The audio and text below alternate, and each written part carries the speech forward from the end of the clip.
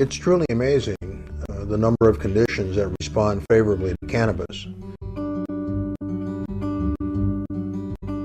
We're looking at an unexcelled wonder plant, herbal medicine that has no comparison. It would appear that cannabis and hemp are one of the first plants that have been grown in agriculture. We came out of being hunters and gatherers about 10,000 years ago, and so that's at least the length of time that cannabis has been cultivated. Cannabis has long been known as a medicinal plant, as a medicinal product. The latest studies, or the latest findings, are a tomb in China in which the contents of the medicine bag of a medicine man were discovered, and one of the things that it contained was cannabis. The tomb was carbon dated as almost 5,000 years old. The conventional wisdom, which goes to the oral history of China, is that the Emperor Shan wrote the first Chinese Materia Medica, and that it contained cannabis. He is alleged to have written it in 2637 BC, which would be almost 5,000 years ago. The oldest known copy of that goes back to somewhere between 100 BC and 100 AD.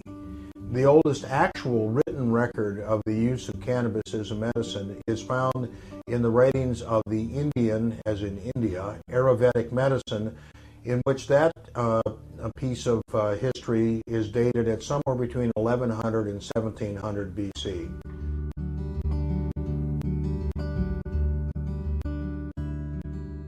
Cannabis is found in every major Materia Medica that has ever been written. That includes the Ebers Papyrus from Egypt.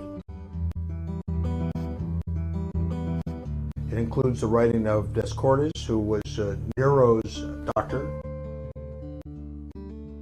And his Materia Medica was used for over 1,000 years, and it was included in the United States Pharmacopoeia from 1854 until 1941. Marijuana has been a medicine for a lot longer than it hasn't been a medicine. Evidence suggests that it was used in northern China for either shamanistic purposes, religion, or healing. And the culture of cannabis as medicine moved across the world.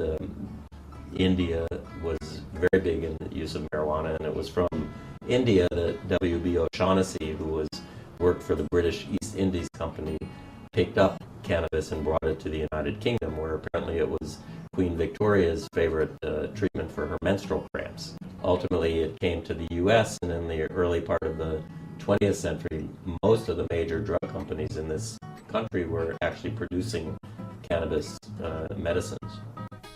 Up until the beginning of the 20th century, cannabis was probably the second or third most commonly used medicine in the world. Cannabis was found in patent medicines that were manufactured by such familiar names as Eli Lilly, Squibb, Merck, Park Davis, Smith Brothers, the Smith Brothers cough drops. And it was available powdered, chopped, whole, and as tinctures. It was only in 1937 when Congress enacted the Marijuana Tax Act that imposed a levy of $1 an ounce for the use of medical marijuana that was the beginning of the end for marijuana as a medicine in the United States.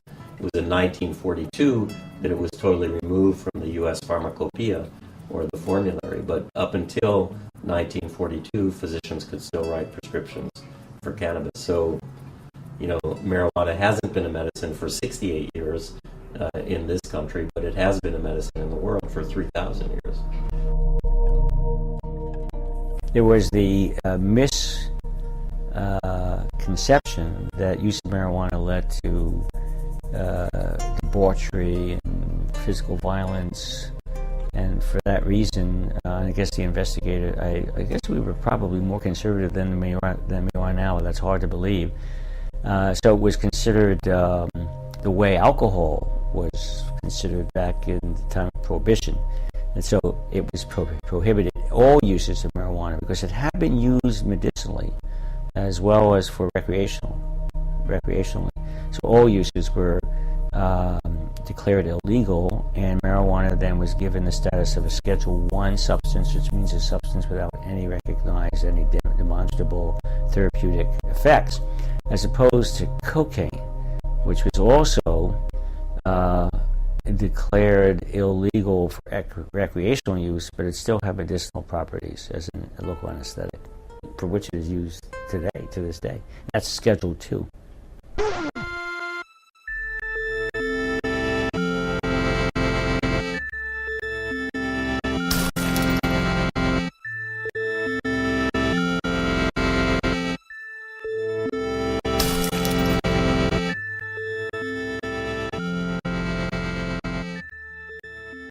When the Marijuana Tax Act was passed in 1937, immediately Fiorello LaGuardia, who was the mayor of New York, established an august body of scientists to investigate whether the claims that marijuana use was going to increase mental illness and crime in the United States were valid.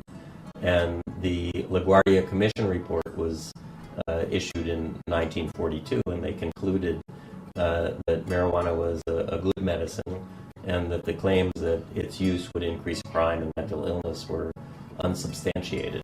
Prohibition cannot be enforced for the simple reason that the majority of American people do not want it enforced and are resisting its enforcement.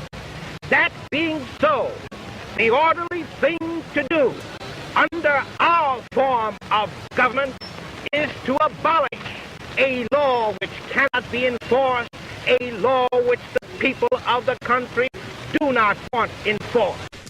That sentiment was repeated in 1972 when the Nixon Marijuana Commission wrote their report. This was in the face of the admonition by President Nixon that they not recommend the legalization of cannabis for recreational use. Oh, there is a commission that is supposed to make recommendations to me about this subject. The recommendation of the Commission in its first report is that we do not feel that private use or private possession in one's own home should have the stigma of criminalization, that people who experiment should not be criminalized for that particular behavior. Every 10 years or so, our government has sponsored another look into marijuana as medicine.